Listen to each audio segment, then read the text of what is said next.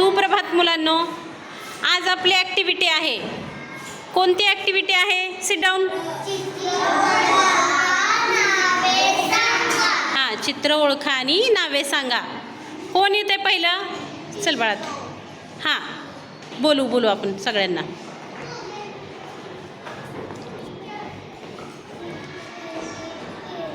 केळी. Okay, good.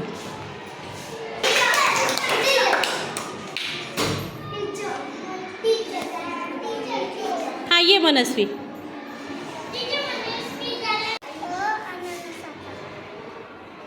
बरं, okay.